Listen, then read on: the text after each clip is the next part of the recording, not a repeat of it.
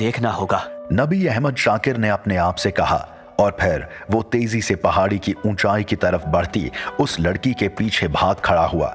भागते भागते वो चिल्ला भी रहा था, ए बेवकूफ लड़की, उधर कहाँ भागी जा रही हो? रुक जाओ।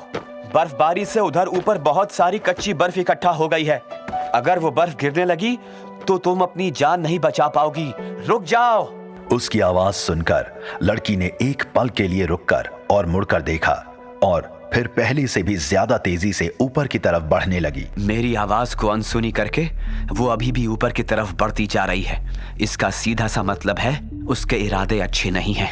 मुझे फौरन ही उसे रोकने के लिए कुछ करना होगा, वरना वो बेवकूफ लड़की अपनी जान मुश्किल में डाल लेगी। उस लड़की को तुरंत रोकने के लिए नबी अहमद शाकिर को एक आइडिया सूझा। उसने तुरंत ही उस सारी बर्फ को इकट्ठा करके एक बड़ा बर्फ का गोला बनाया और उसे पूरी ताकत से उस लड़की की तरफ उछाल दिया। बर्फ का गोला तेजी से जाकर उस लड़की के पैरों से टकराया। लड़की बुरी तरह से लड़खड़ाकर गिर पड़ी और देखते ही देखते ऊपर से तेजी से लुढ़क कर नीचे आने लगी। वो तो तेजी से नीचे की तरफ लुढ़क कर आ रही है और इस तरह उसने एक नई मुसीबत खड़ी कर दी है। अगर मैंने उसे नहीं रोका तो वो लड़कती हुई सीधा नीचे खाई में जा गिरेगी। ऐसा सोचकर नबी अहमद शाकिर लुढ़क कर नीचे आती लड़की के ठीक सामने खड़ा हो गया और उसने अपने पैरों को मजबूती से बर्फ में जमा लिया था। एक पल बाद ही ऊपर से तेजी से लुढ़क कर नीचे आती लड़की नबी अहमद शाकिर के शरीर से टकराई। नबी अहमद शाकिर ने उस लड़की के शरीर को झपटकर अपने बाजुओं में पकड़ लिया। दोनों एक दूसरे से गड़मड़ होकर नीचे की तरफ लुढ़कते चले गए। गनीमत थी कि नबी अहमद शाकिर के हाथ में एक पेड़ की जड़ आ गई थी, जिसको पकड़कर उसने खुद को भी संभाला और लड़की को भी।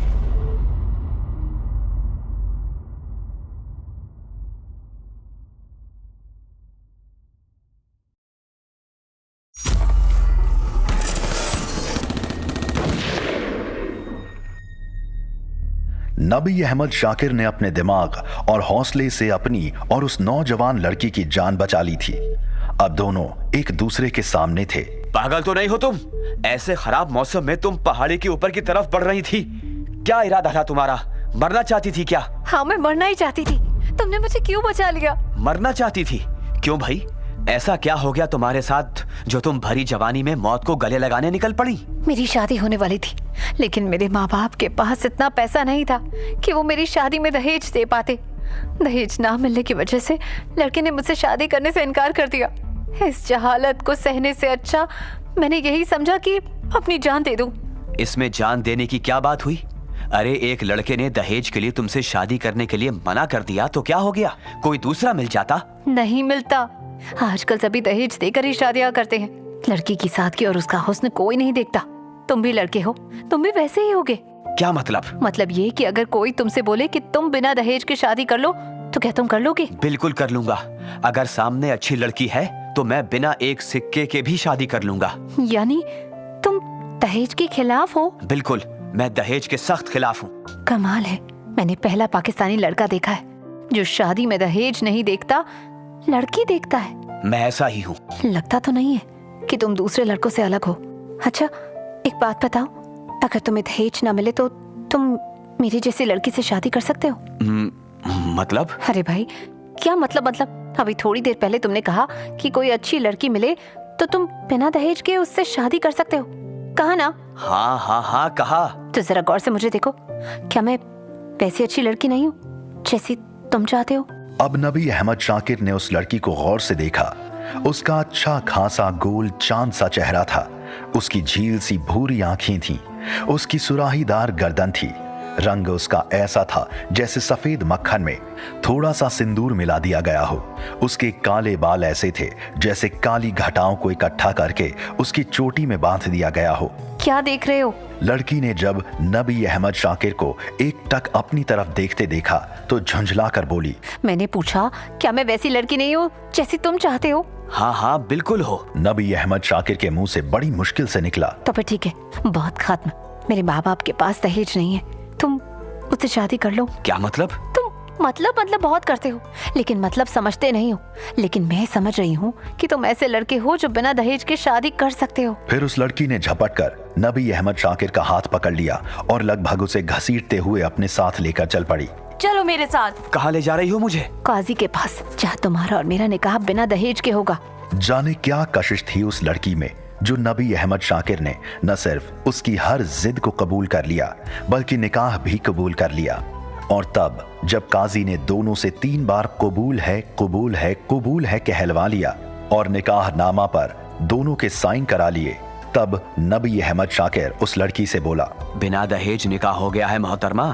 अब क्या मैं जान सकता हूँ जिसके साथ मेरा निकाह हुआ है उस लड़की का नाम क्या है? अमानत। मेरा नाम अमानत है और मोहतरम मैं अब लड़की नहीं हूँ, आपकी शरीके हयात हूँ। अमानत, मेरी अमानत। बर्फ की सिल्लियों के ऊपर लेटा नबी अहमद शाकिर अपनी उस जुबान को खोलकर बुदबुदाया जो ठंड की अधिकता से जमने जा रही थी। ठीक तभी बर्फ की तरह जमते उसके कानों में एक आवाज सुनाई दी, इसे जल्दी से बर्फ से उठाओ और थोड़ी देर फर्श पर लिटा दो ताकि बर्फ की ठंडक से बर्फ जैसे हो गए इसके शरीर को कुछ गर्मी मिले और ये फिर से पहले जैसा हो जाए। ह्यूमन राइट्स कमीशन से परमिशन लेकर इसकी बीवी इससे मिलने आई है। उसको इसकी इस हालत का पता चल गया तो वो कमीशन में जाकर गड़बड़ कर देगी। उसकी बीवी, उसकी शरीके हयात, उसकी अमानत उससे मिलने आई थी। इस बात ने उसे बिजली की तेजी से सामान्य कर दिया। ऐसी हालत में भी वो लगभग दौड़ता हुआ उस मुलाकाती कक्ष में पहुंचा जहां अमानत उसके बेटे दानिश के साथ उससे मिलने आई थी। वो सलाखों के उस पार थी। नबी अहमद शाकिर ने उसे बड़े गौर से देखा। उसकी हालत ऐसी थी जैसे वो एक लंबी बीमारी के बाद उठकर आई हो। उसकी सिंदूरी रंगत कुमलहा गई थी। बेतरतीब फैले हुए उसके काले बाल एक दूसरे से ऐसे उलझे हुए थे जैसे उसने कई महीनों से उन्हें संवारा नहीं था। उसका चांद सा चेहरा ऐसा बुझ गया था जैसे उस पर ग्रहण लग गया था। उसकी काजल से भरी रहने वाली सुंदर भूरी आंखें रो रो कर सूज गई थीं। अमानत की हालत नबी अहमद शाकिर के कलेजे को चीर दे रही थी। उसने बड़ी मुश्किल से आगे बढ़कर सलाखों को पकड़े अमानत के हाथों पर अपने हाथ रख दिए और ऐसा करके नबी अहमद शाकिर ने मानो अमानत की आंखों में मौजूद आंसुओं के बांध को तोड़ दिया। वो नबी अहमद शाकिर के हाथ पर अपना माथा टिकाकर फूट फूट कर रो पड़ी। उसकी आंखों से अविरल आंसुओं की धारा निकलकर नबी अहमद शाकिर के हाथ को भिगोने लगी। नबी अहमद शाकिर ने अपना दूसरा हाथ सलाखों से बाहर निकालकर उसके सिर पर रख दिया और धीरे से बोला, इन्नल्लाह मअस साबिरीन, अल्लाह सब्र करने वालों के साथ है। नबी अहमद शाकिर की बात सुनकर अमानत ने अपना आंसुओं से भरा चेहरा ऊपर उठाया और बोली, हाँ, अल्लाह सब्र करने वालों के साथ है, लेकिन भगवान के बारे में क्या कहेंगे? वो किसके साथ है? अमानत के उस सवाल ने नबी अहमद शाकिर के दिमाग में तीर की तरह प्रहार किया, लेकिन उसने संभलने में एक पल भी नहीं लगाया। भगवान तो कण कण में मौजूद है। वो हर दुखी के हृदय में वास करता है। इसीलिए उसने हर दुखी को शांति देने के लिए ओम शांति ओम का मंत्रोच्चारण दिया है। कौन हो तुम? अमानत के सवाल में छुपे हुए मर्म को पूरी तरीके से समझते हुए नबी अहमद शाकिर ने जवाब दिया, नबी अहमद शाकिर, जिसे दुनिया रविचंद्र कौशिक साबित करने में जुटी हुई है। दुनिया क्या कर रही है? दुनिया क्या कर रही है? मुझे इससे कोई मतलब नहीं। मेरा सवाल अपने शौहर से है। कौन हो तुम? पाकिस्तानी नबी अहमद शाकिर या हिंदुस्तानी रविचंद्र कौशिक? मैं नबी हूँ, अपनी अमानत का नबी। बस इससे ज्यादा मैं और कुछ नहीं जानता। झूठ झूठ झूठ। और ये झूठ पाकिस्तानी नबी अहमद शाकिर बोल रहा है या हिंदुस्तानी रविचंद्र कौशिक? मुझे इससे कोई मतलब नहीं। मुझे मतलब है इस बात से कि अमानत का नबी अमानत से झूठ बोल रहा है। लेकिन क्यों? अमानत का क्या कसूर है जो उससे उसका शौहर छीना जा रहा है? अमानत के उस मासूम बच्चे का क्या कसूर है जिसके सिर से उसके बाप के साए को अलग किया जा रहा है? अमानत के उन सवालों का जवाब देते हुए नबी अहमद शाकिर के चेहरे पे जो भाव थे उसे कोई विरला ही समझ सकता था। मैं जो कर रहा हूँ उसके लिए हजारों अमानत और दानिशी नहीं, हजारों जानें भी कुर्बान कर दी जाएं तो भी कम है। इतना कहकर नबी अहमद शाकिर वहां रुका नहीं। अमानत को हक्की बक्की खड़ा छोड़कर वो धीरे धीरे अपने कदमों को बढ़ाता हुआ मुलाकात कक्ष से बाहर निकल गया। मुश्किलें और यातनाओं के बाद पाकिस्तानी सरकार ने उसे भावनाओं के हथियार से तोड़ने की जो कोशिश की थी वो भी बेकार चली गई। और ऐसा करके उसने ये साबित कर दिया कि मुश्किलें और भावनाएं जिन्हें नहीं तोड़ पाती, रविचंद्र कौशिक उर्फ नबी अहमद शाकिर भी उन्हीं लोगों में से एक था।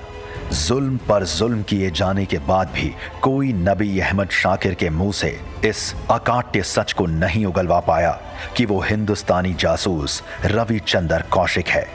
उसे जेल दर जेल भेजकर पाकिस्तानी हुक्मरानों की उसकी जुबान खुलवाने की वो कोशिश जारी रही, लेकिन वे कभी भी ना तो उसका सच जान पाए और ना ये जान पाए कि जिसे माँ और प्यार का परिवार, धर्म का अभिमान, समाज की प्रतिष्ठा, पत्नी का प्रेम और बच्चे की ममता ना तोड़ पाए, उसे भला कौन तोड़ पाता।